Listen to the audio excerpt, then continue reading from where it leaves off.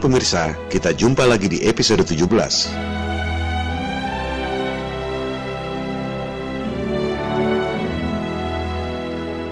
Perang adalah tragedi kemanusiaan yang sangat mengerikan. Tapi, bagi orang-orang yang berhati iblis, perang adalah bisnis yang sangat menguntungkan. Berbagai manfaat bisa dikeruk sekaligus. Perang adalah bisnis multiguna.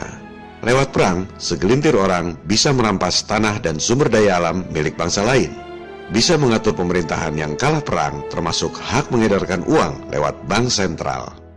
Perang adalah kesempatan bagi industri militer untuk mengeruk anggaran negara lewat utang, guna membeli berbagai senjata pembunuh manusia. Maka, sejarah pun mencatat perkembangan teknologi senjata pembunuh manusia dari mulai pistol, senapan, tank, kapal perang, hingga akhirnya bom atom dan bom nuklir.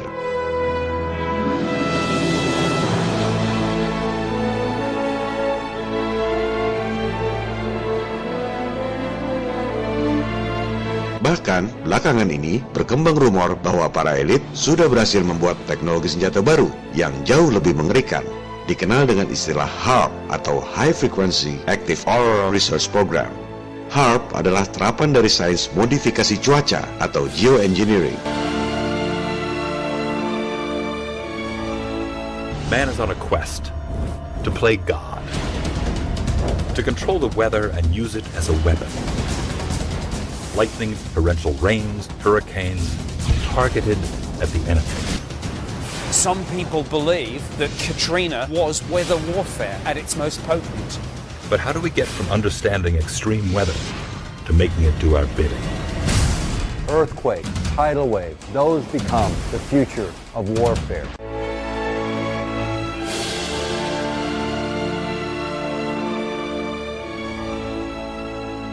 Kabarnya, dengan stimulasi ionosfer secara artifisial, manusia bisa merekayasa bencana alam seperti angin topan, badai, gempa bumi, tsunami, bahkan bisa mempengaruhi pikiran manusia seperti hipnosis.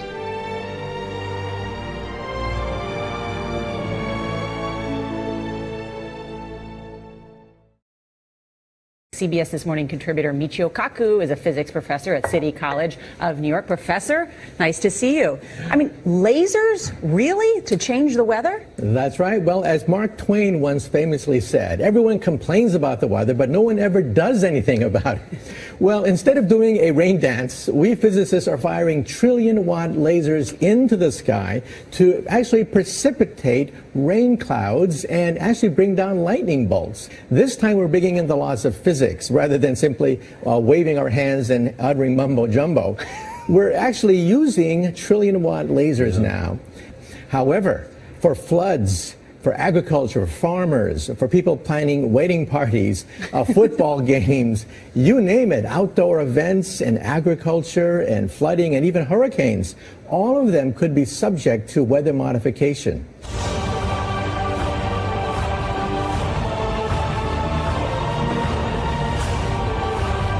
Bahkan, sebagian orang percaya bahwa berbagai bencana alam yang terjadi belakangan ini, seperti tsunami di Aceh, Palu, Jepang, dan lain-lain, adalah rekayasa buatan teknologi canggih HAARP ini.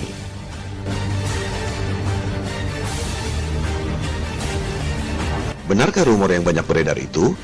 Apakah semua itu fakta atau cuma fiksi? Pada episode ini, kita akan melakukan investigasi yang mendalam tentang teknologi canggih pembunuh massal. Investigasi ini kita lakukan untuk menjawab 4 pertanyaan yang paling mendasar. Pertama, apakah teknologi HAARP itu benar-benar ada atau cuma fiksi? Kedua, apakah teknologi HAARP itu sudah dapat digunakan atau belum? Ketiga, apakah berbagai bencana yang terjadi belakangan ini, seperti tsunami Aceh, tsunami Palu, tsunami Jepang, adalah rekayasa manusia dengan menggunakan teknologi HAARP seperti yang banyak didesas-desuskan atau bukan?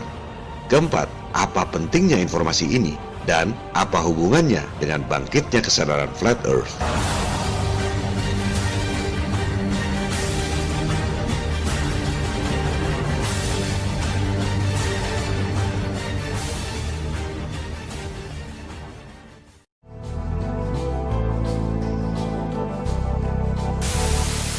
We will have an existential shock. A Type 1 civilization has the power of an entire planet. They control the weather.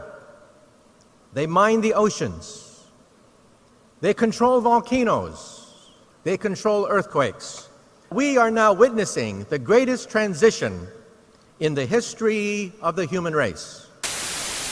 And Venezuelan leader Hugo Chavez has once again accused the United States of playing God. But this time it's Haiti's disastrous earthquake that he thinks the U.S. was behind. Spanish newspaper ABC quotes Chavez as saying that the U.S. Navy launched a weapon capable of inducing a powerful earthquake off the shore of Haiti. Over why he handed over control of the Japanese financial system to a group of American and European oligarchs. He and his envoy told me that it was because Japan had been threatened by an earthquake machine. Rumor tentang adanya teknologi yang bisa merekayasa bencana alam memang berasal dari sumber-sumber yang kredibel. Seperti yang baru saja Anda saksikan sendiri, pernyataan dari Profesor Michio Kaku, Presiden Venezuela dan Mendagri Jepang. Berbagai dokumen yang kredibel juga merujuk adanya program pengembangan teknologi senjata cuaca ini. Teknologi geoengineering atau rekayasa cuaca ini memang bukan barang baru. Dari tahun 1967, tercatat militer Amerika merekayasa hujan deras buatan pada Perang Vietnam untuk meredam gerilya Viet Cong. Apakah teknologi rekayasa cuaca itu kemudian dikembangkan untuk membuat senjata? Jawabannya sudah pasti dikembangkan. Militer memang kerjaannya termasuk mengembangkan teknologi persenjataan. Itu memang tugas mereka. Maka dikembangkanlah teknologi yang disebut HAARP atau High Frequency Active Auroral Research Program. Yang mendanai adalah Gabungan Angkatan Udara dan Angkatan Laut Amerika. Sudah pasti ini proyek militer. Tapi, kalau ditanya ke sumber-sumber resmi atau tanya ke pegawai yang kerja di sana, sudah pasti dibantah. Bilangnya ini proyek sains. Sebenarnya sama dengan NASA. Kalau ada potensi pengembangan teknologi angkasa luar yang bisa digunakan untuk menguasai teritori angkasa luar, sudah pasti dijadikan proyek militer. Betapa naifnya jika menganggap NASA adalah murni proyek sains.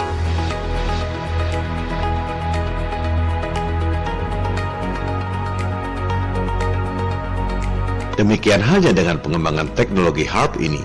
Pengembangan teknologinya adalah fakta, bukan hoax. Proyek militer, tapi pura-pura sebagai proyek sains untuk meneliti ionosfer.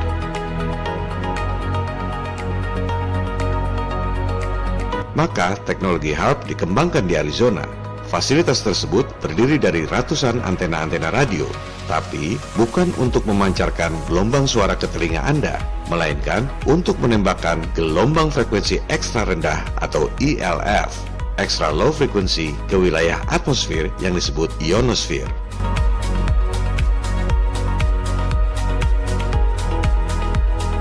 Apa akibatnya? Atmosfer menjadi panas dan mengakibatkan perubahan cuaca yang ekstrim.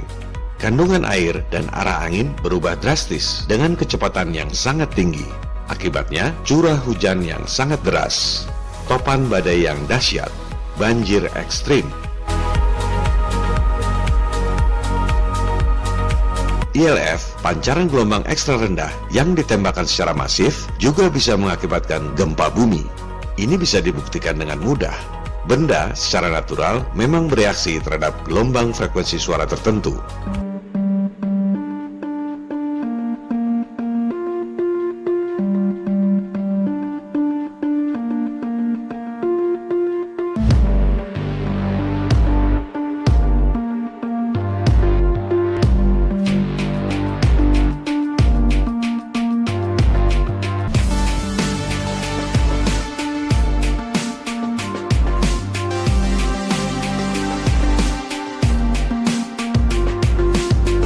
Dalam skala kecil, ELF memang membuat benda-benda alam bergerak yang bisa mengakibatkan gempa jika diterapkan dalam skala besar.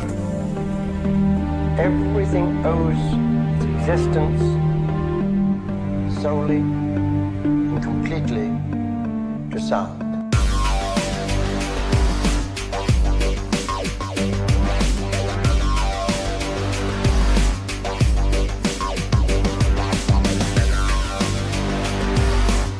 HAARP juga mengembangkan teknologi pembuatan halilintar.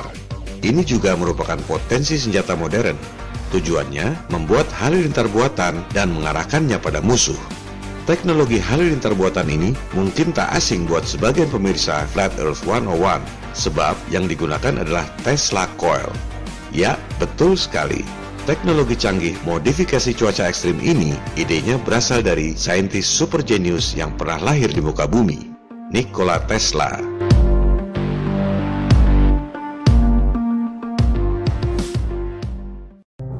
Nama Tesla dicoret dari seluruh pelajaran sekolah karena Tesla dianggap musuh oleh JP Morgan, pentolan elit global. Seperti telah dijelaskan pada episode 3, JP Morgan membiayai Tesla untuk membangun menara-menara komunikasi yang Anda gunakan sampai sekarang.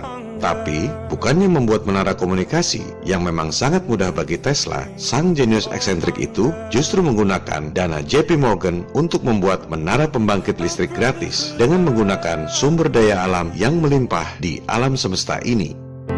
Imagine all the people sharing all the world. You may say I'm a dreamer, but I'm not the only one. Tuhan menciptakan alam yang kaya dengan energi dahsyat secara gratis. Anda tak perlu bayar untuk menghirup oksigen. And the world will live as one. Anda tak perlu bayar untuk melihat matahari.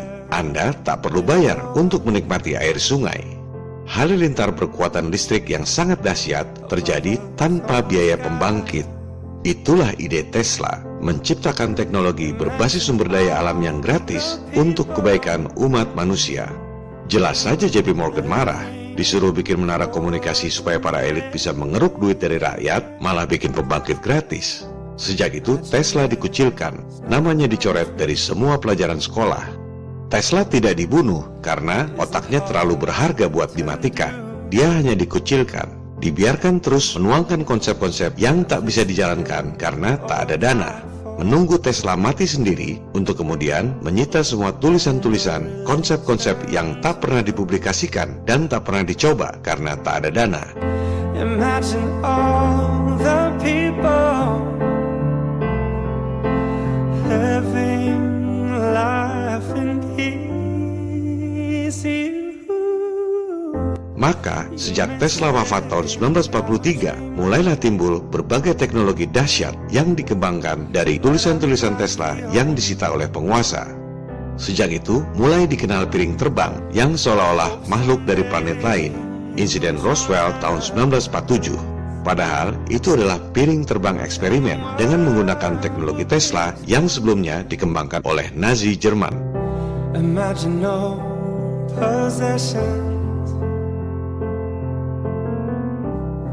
I wonder if you can. Sejak itu pula, mulai dikenal konsep teleportasi, memindahkan benda dari satu tempat ke tempat lain yang dipopulerkan oleh film Star Trek. Itu adalah teknologi Tesla yang kemudian dilakukan uji coba oleh militer lewat proyek rahasia dengan kode sandi Philadelphia Experiment.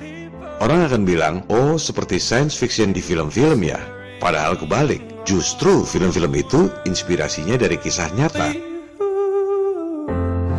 You may say I'm a dreamer, but I'm not the only one. I hope someday you'll join us, and the world will live as one.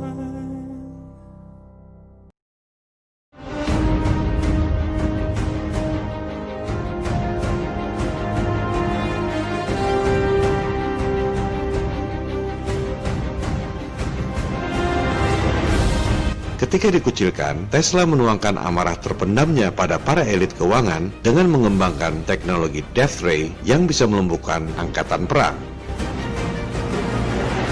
Tesla adalah orang Serbia. Ia merasakan Perang Dunia Pertama yang dipicu oleh insiden di Sarajevo. Tesla adalah pembenci perang. Ia berharap Death Ray ciptaannya bisa digunakan untuk mengakhiri perang.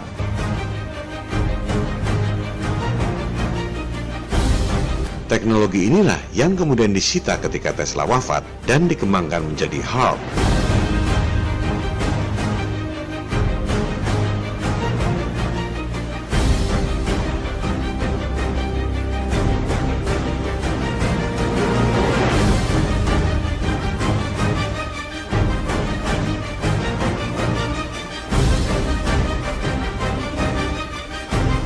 Ini semua adalah fakta. Konsepnya valid. Pengembangan teknologinya juga fakta. Pertanyaannya, apakah teknologi HAARP ini sudah bisa digunakan atau belum?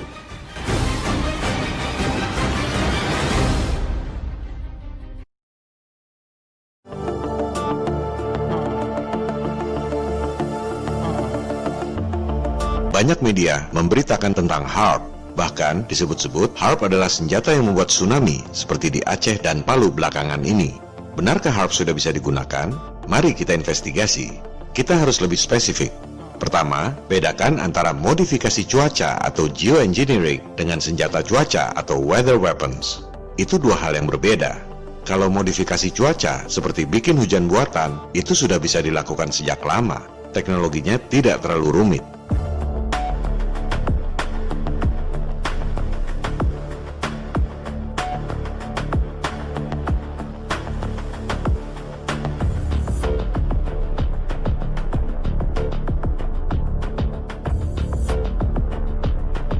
Kedua, bahwa teknologi modifikasi cuaca itu kemudian dikembangkan jadi senjata juga sudah pasti.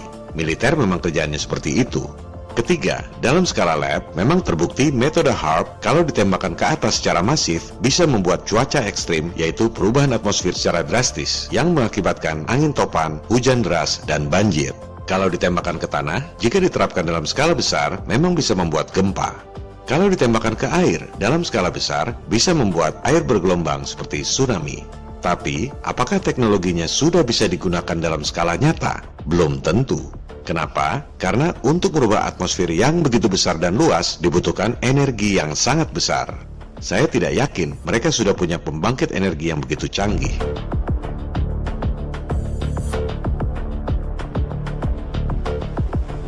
Coba simak baik-baik apa yang dikatakan oleh Profesor Michio Kaku tadi. Saya melihat ada hal prinsip yang sangat bertentangan dari pernyataan Profesor Kaku itu. We physicists are firing trillion-watt lasers into the sky to actually precipitate rain clouds and actually bring down lightning bolts.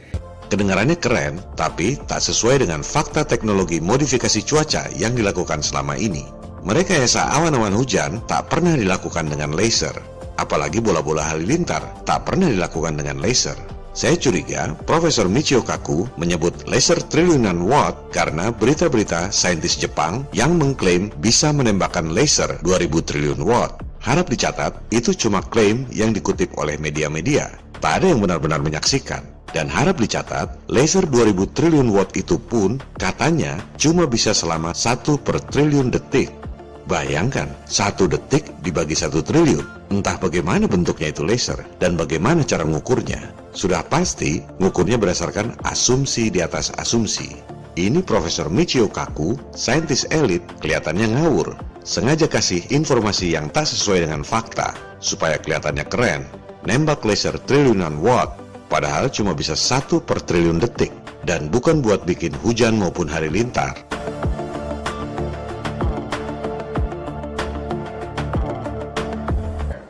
What is the European Union? Because we're seeing the beginnings of a Type 1 economy.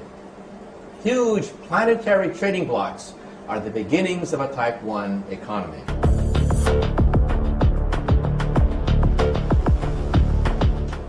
There's also going to be a Type 1 culture and a Type 1 political system as well.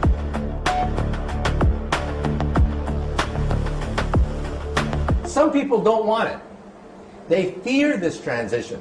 These are the terrorists.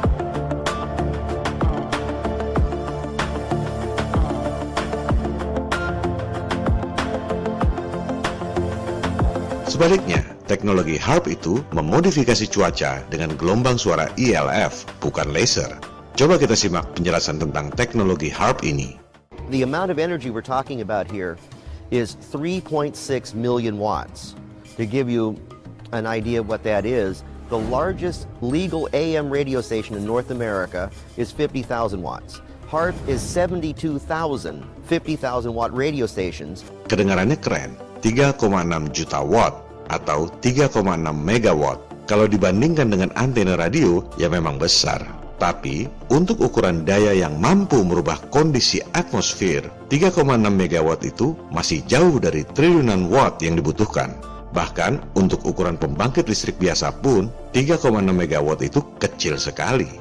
Coba kita investigasi seberapa besar daya yang mampu dihasilkan oleh pembangkit listrik yang ada di dunia saat ini. Bagi yang belum paham, daya itu ukurannya adalah watt.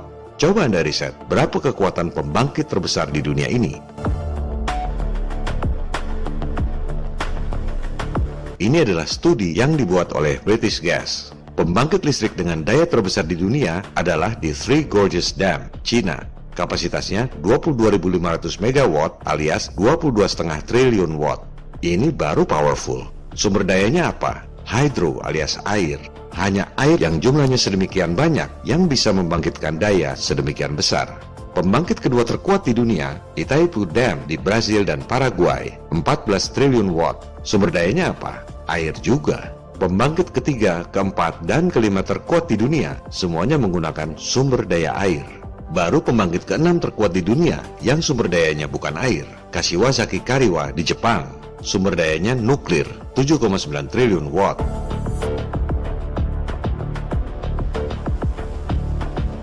Intinya apa? Dibutuhkan upaya yang sangat besar untuk membuat daya triliunan watt. Fasilitasnya saja sebesar itu. Untuk membangkitkan daya 7,9 triliun watt, dibutuhkan reaktor nuklir seluas 4,2 km persegi. Antena-antena radio HARP itu cuma 3,6 megawatt. Butuh 1000 kali lebih besar untuk menciptakan daya triliun watt seperti yang disebut Profesor Michio Kaku tadi. Secara teori, memang bisa saja menembakkan ILF secara masif untuk merubah atmosfer secara drastis. Pertanyaannya, seberapa besar energi yang dibutuhkan dan dari mana energi itu didapat? Di mana pembangkit listriknya?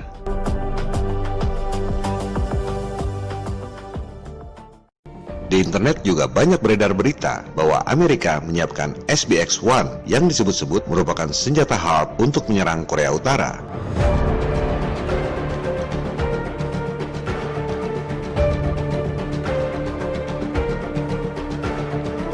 Harap Anda saring dulu informasi sebelum menyebarkannya kepada orang lain. Di mana ada senjata HARP bentuknya seperti itu? Yang bentuknya seperti bola golf itu adalah radar, bukan senjata HARP. Kecuali kalau Anda sudah riset dan dapat referensi yang kredibel bahwa HARP bentuknya seperti radar golf itu, barulah Anda boleh sebarkan informasi. Juga, kalau itu HARP yang bisa dibawa-bawa mobile seperti itu, berapa watt kekuatannya dan sumber energinya apa?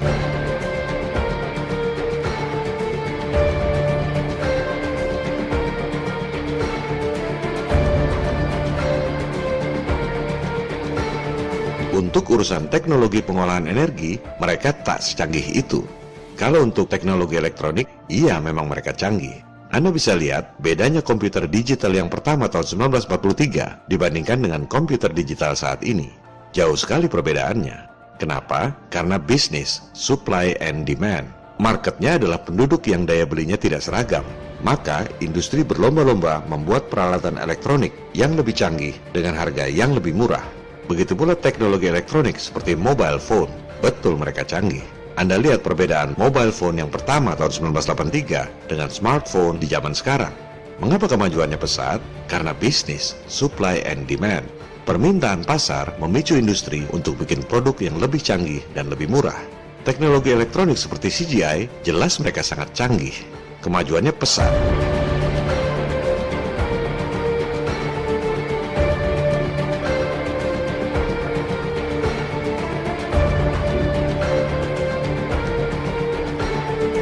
Anda lihat rekaman asli pendaratan di bulan tahun 1972. Kalau zaman sekarang masih percaya dengan hoax murahan seperti itu, kebangetan.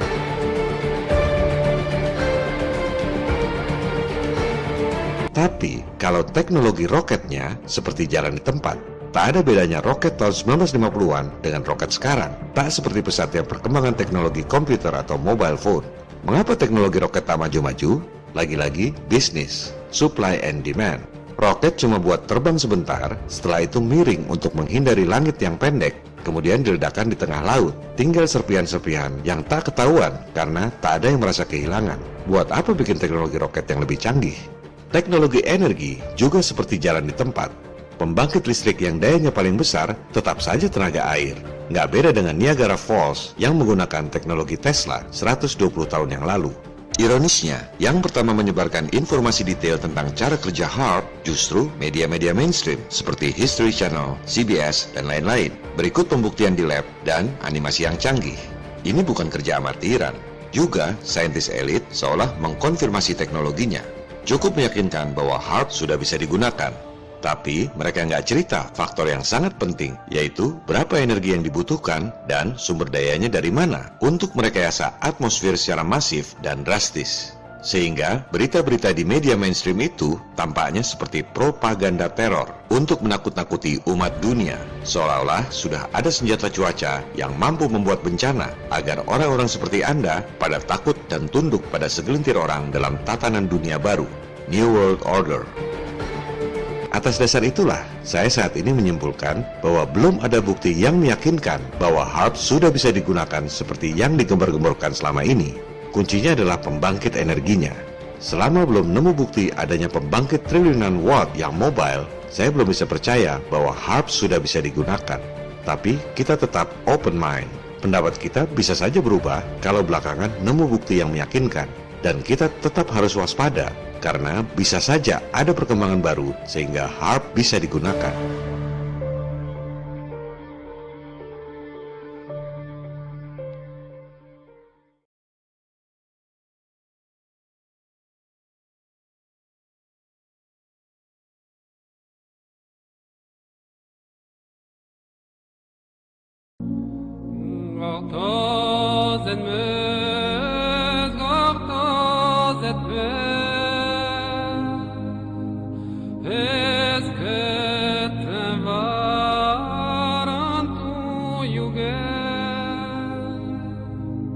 Di internet juga banyak beredar rekaman-rekaman video dan foto-foto yang menunjukkan fenomena aneh di awan sebelum terjadinya tsunami.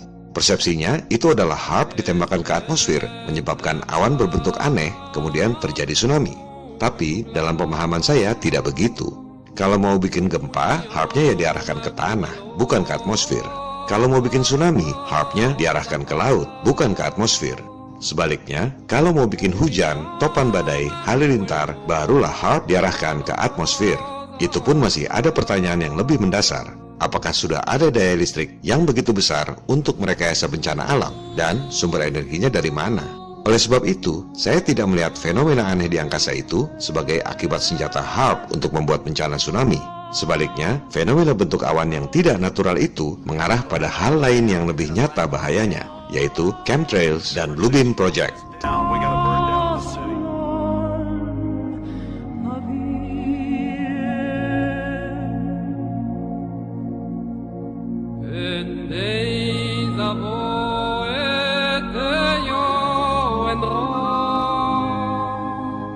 Yang lebih nyata dan berpotensi lebih bahaya dari HAARP menurut saya adalah chemtrail atau chemical trail. Bahan-bahan kimia yang sengaja disebar di atmosfer dengan menggunakan pesawat. Ini adalah geoengineering tapi bukan HAARP. Kita pahami dulu perbedaan contrail dengan chemtrail. Yang di sebelah kiri itu adalah contrail, kondensasi akibat mesin pesawat. Asapnya cuma sedikit dan dalam beberapa menit akan hilang bekasnya di udara.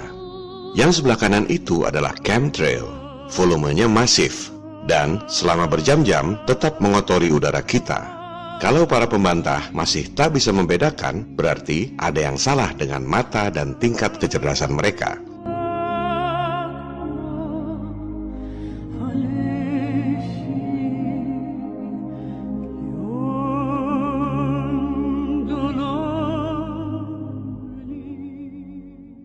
these long white lines that are left in the sky after a jet flies through the air. Is there any truth to the theory that there's chemicals that are released by the government? Absolutely not. They are very much conspiracy theories.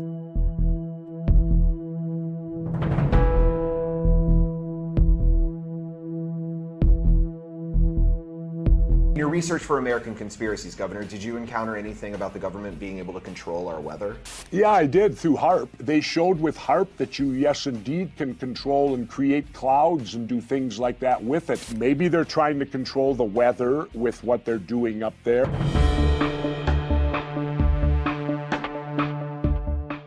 But to be poisoning us and to be putting things in the air that are ultimately going to harm us, aren't they likewise harming themselves?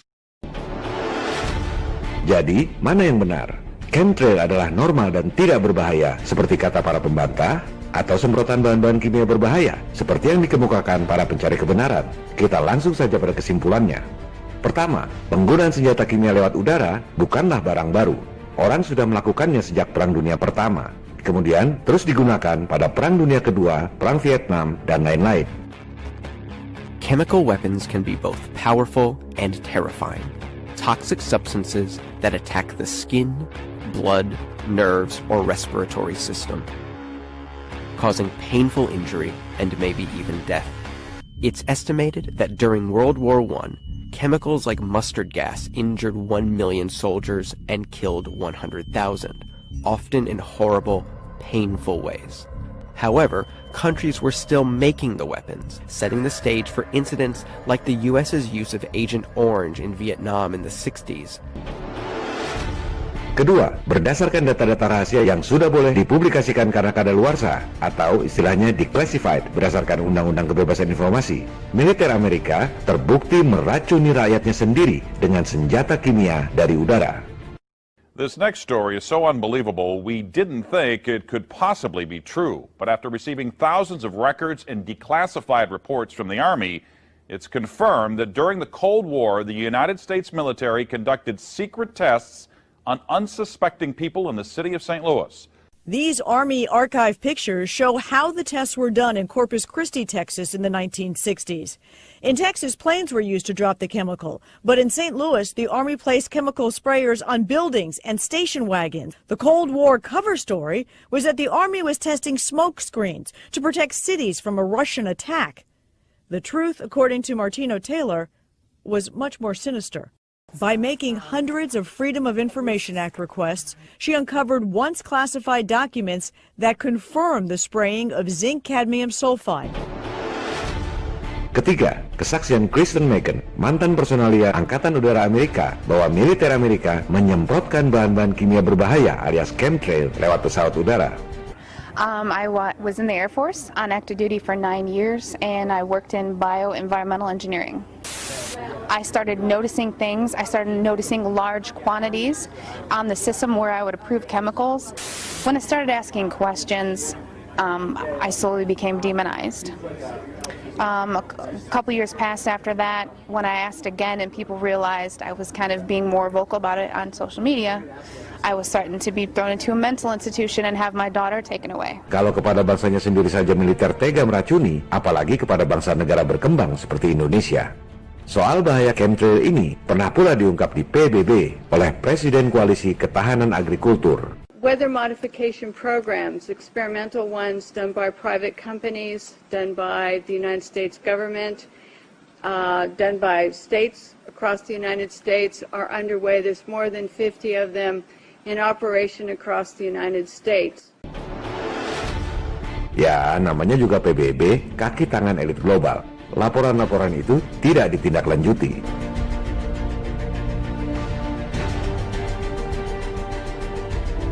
Keempat, teknologi penyebaran bahan-bahan kimia lewat udara bahkan sudah dipatenkan di Amerika. Ada banyak sekali paten tentang chemtrail.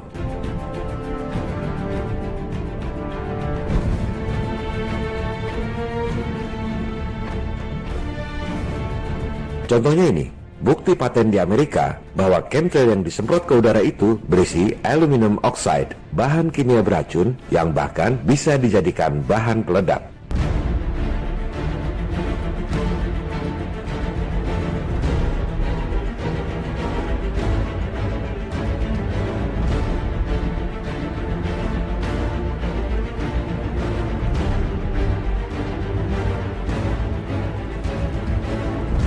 kelima, penggunaan senjata kimia dari angkasa adalah bagian dari program NASA yang juga didanai oleh CIA. Which, as I understand, was mostly funded by the CIA.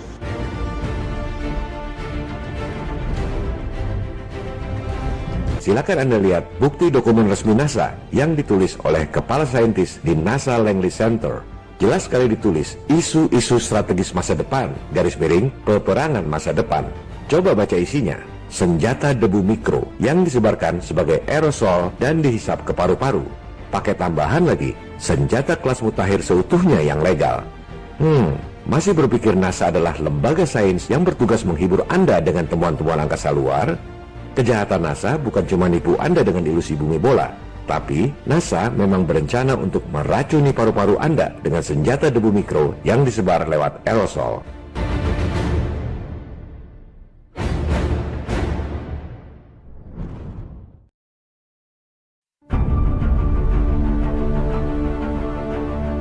Jenis senjata mutakhir yang lebih mengerikan adalah membakar target secara terarah dari udara dengan menggunakan energi terfokus, yaitu laser, microwave, atau sinar partikel yang disebut directed energy weapons.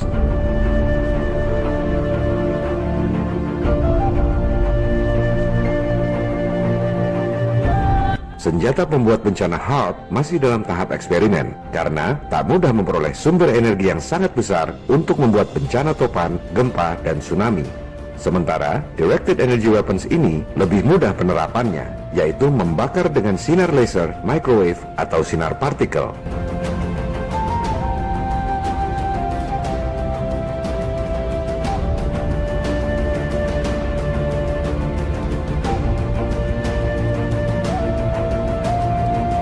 Sebagian dari Anda mungkin ingat peristiwa kebakaran besar di Malibu, California tahun 2017 lalu.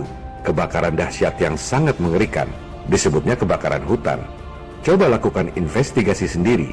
Kita akan melihat dengan sangat jelas berbagai kejanggalan dari kebakaran tersebut.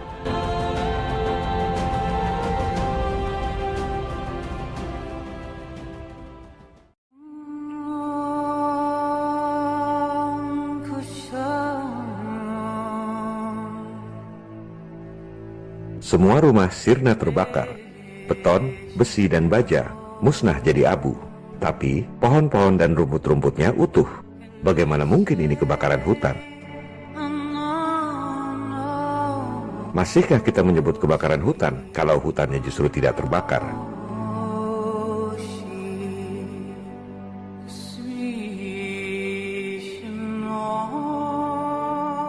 Bagaimana mungkin kebakaran hutan membakar habis mobil-mobil, tapi pohon-pohonnya utuh? Anda lihat, besi baja meleleh. Padahal dibutuhkan suhu 1370 derajat Celcius untuk melelehkan baja. Tapi pohon-pohonnya tidak terbakar. Directed energy weapons.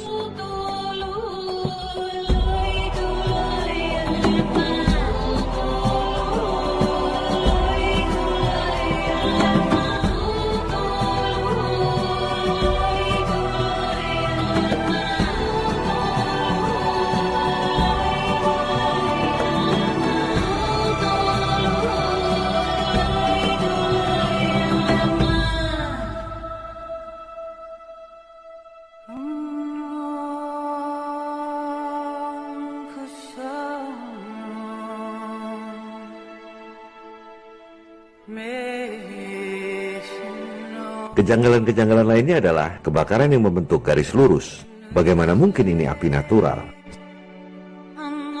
Sangat cocok dengan nama senjatanya, Directed Energy Weapons. Fenomena ini mengingatkan kita pada microwave yang tidak membakar plastik.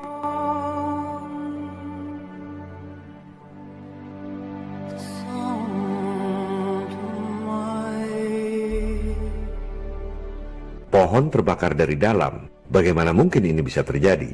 Sepertinya energi pembakar itu masuk menusuk ke dalam batang pohon sehingga terbakar dari dalam.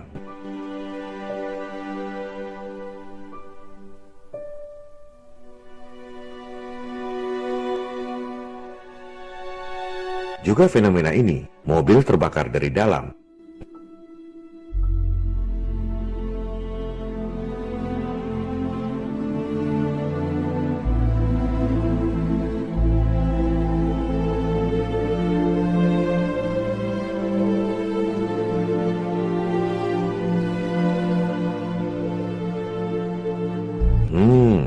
kebakaran hutan, tapi melanggar hukum fisika.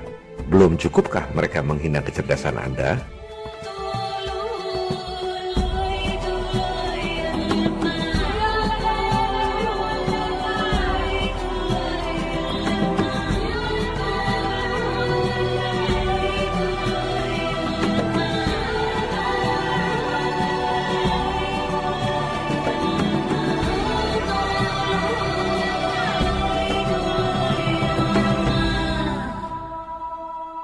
Barangkali ada yang bertanya, mana mungkin para elit melakukan uji coba senjata dengan mengorbankan rakyatnya sendiri? Sama seperti soal chemtrail yang dibahas tadi, mana mungkin meracuni warganya sendiri? Pertama, para elit ini adalah globalis, tidak memandang negara maupun bangsa. Yang jahat bukan Amerika, justru bangsa Amerika yang jadi korban. Yang jahat adalah para elit di belakang layar yang menguasai pemerintah dan militer Amerika. Kedua, untuk uji coba senjata lebih mudah jika dilakukan di negara sendiri ketimbang harus masuk ke negara lain. Ketiga, uji coba tidak dilakukan di medan perang, justru sebelum ada perang supaya produknya laku keras pada saat ada perang. Keempat, uji coba dengan mengorbankan orang lain itu mereka perlukan karena nggak ada orang yang mau jadi kelinci percobaan. Kelima, mereka tidak peduli pada nyawa manusia lain. Mereka menganggap diri sebagai Tuhan dan kita semua adalah budak-budaknya. Yang kita anggap sebagai pembunuhan yang keji, mereka anggap sebagai ritual kurban yang suci.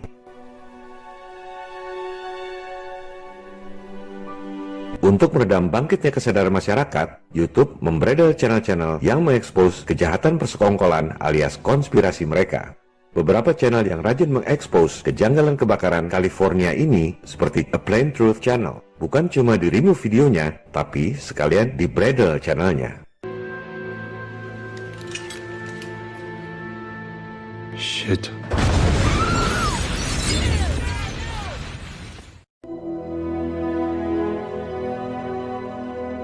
Saya pun tak akan heran jika episode 17 yang mengekspos konspirasi kejahatan elit global ini sebentar lagi di-ban oleh YouTube, seperti yang sudah terjadi berkali-kali pada episode-episode sebelumnya.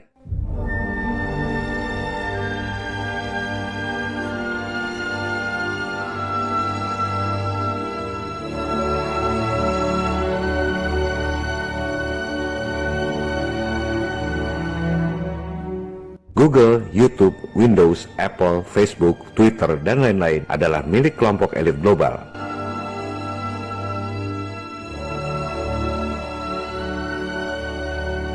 FE101 channel ini adalah channel Flat Earth nomor 1 di dunia berdasarkan jumlah subscribernya. Sudah pasti jadi channel yang diincar oleh YouTube. Channel kita ini pula yang membuat Indonesia nomor 1 di dunia untuk topik Flat Earth berdasarkan Google Analytics tahun 2017. Oleh sebab itu, saya pun tak akan heran jika suatu ketika bukan cuma video-videonya yang di-ban, tapi sekalian channel FE101 ini yang dibredel oleh YouTube.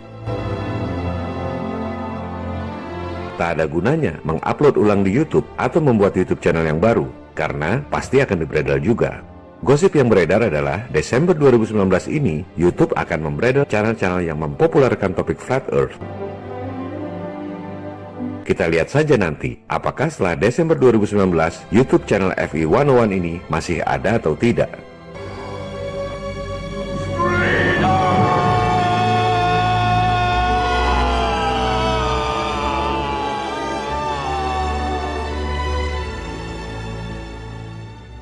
Oleh sebab itu, saya mengamankan serial video FE101 dalam sebuah situs web baru, fe101.org.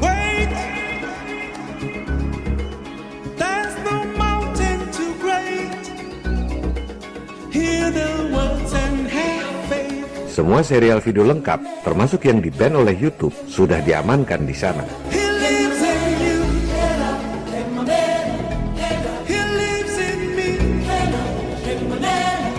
Jadi, kalau suatu ketika channel Flat Earth 101 ini dibredel oleh YouTube, silakan klik fe101.org.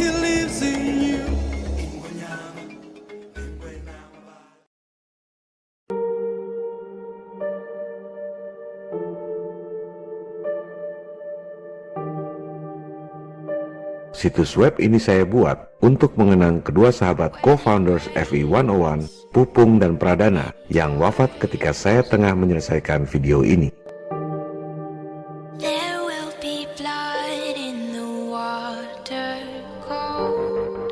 Mungkin perlu saya jelaskan sedikit tentang co-founders ini. Saya membuat serial video dan YouTube channel ini sendirian, tanpa tim. Awalnya, saya tidak terpikir untuk membentuk komunitas FI 101.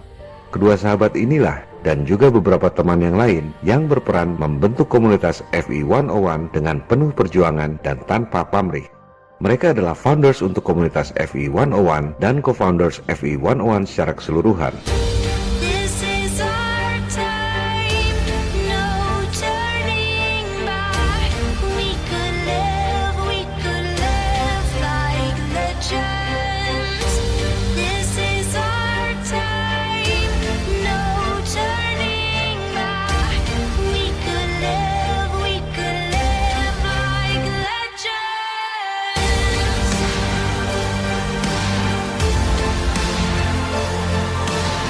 Almarhum Pupung adalah seorang yang terpelajar, sarjana teknik industri lulusan Universitas Trisakti di Jakarta. Bersama putranya, almarhum Pradana yang masih kuliah, mereka adalah aktivis kemanusiaan yang gigih dan bernurani luhur.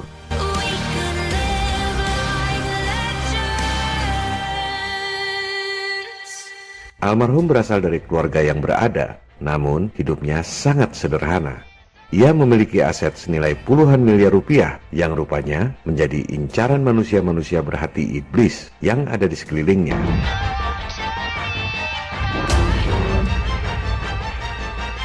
Enam jam sebelum wafat, almarhum masih mengontak saya untuk mengirim video-video demo eksperimen Flat Earth yang rencananya akan dimasukkan ke episode 17 ini. Ternyata Tuhan berkehendak lain. Dan video-video demo eksperimen itu tak pernah sampai ke tangan saya.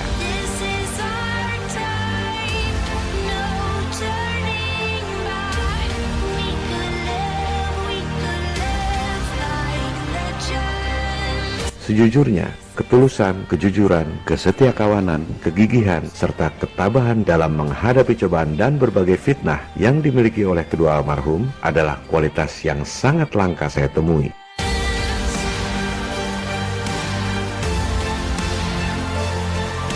Maka, untuk mengenang jasa-jasa para almarhum, saya membuat situs web ini sendirian, tanpa tim.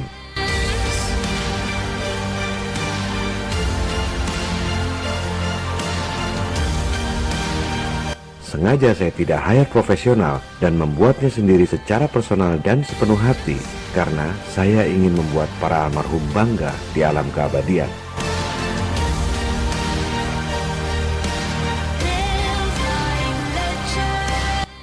Selamat jalan, para sahabat terkasih. Dunia tak akan pernah sama lagi tanpa kalian.